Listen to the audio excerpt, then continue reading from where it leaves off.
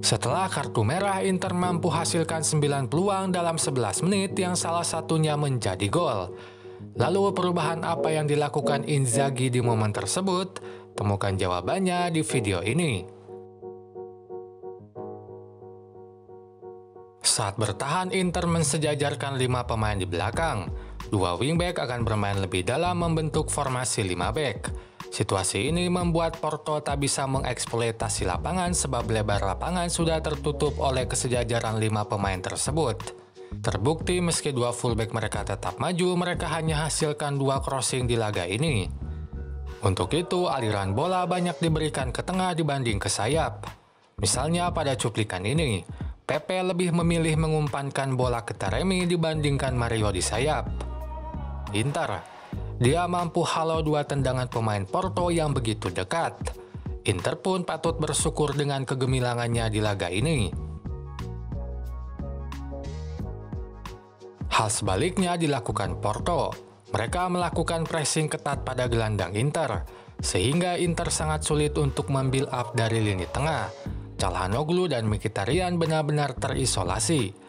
Apalagi mundurnya Lautaro dan Dzeko pun banyak dihentikan oleh bek-bek Porto. Sehingga build up dari tengah benar-benar buntu. Maka build up pun banyak dilakukan dari sisi lapangan. 3 bek tengah banyak melambungkan bola ke sisi lapangan. Ini pun didukung oleh Barella yang melebar di kanan, sehingga kombinasi Barella dan Darmian bisa terjadi. Sementara itu, di kiri Di Marco akan dibantu oleh majunya Bastoni. Hanya saja disiplinnya pertahanan Porto membuat serangan dari sisi lapangan ini tak buahkan gol bagi Inter. Justru peluang termatang di babak pertama datang dari bola mati bukan dari open play.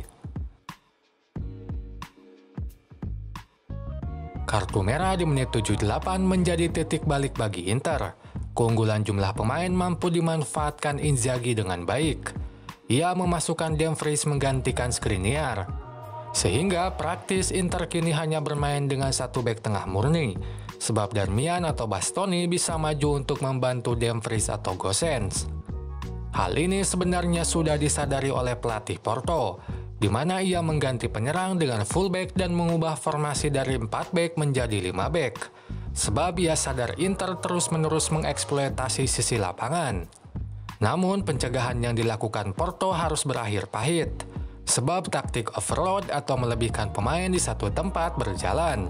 Dalam kasus Inter, mereka melebihkan pemain di sisi lapangan. Saat Dumfries merapatkan posisinya ke tengah, Barella mengisi kekosongan di sayap kanan.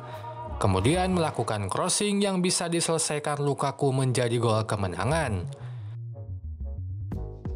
Bisa dikatakan implikasi terus-menerusnya Inter mengeksploitasi sayap sebabkan hujan crossing di laga ini. Inter lakukan 35 crossing. Itu saja pembahasan di video ini. Sampai jumpa lagi di video yang lain.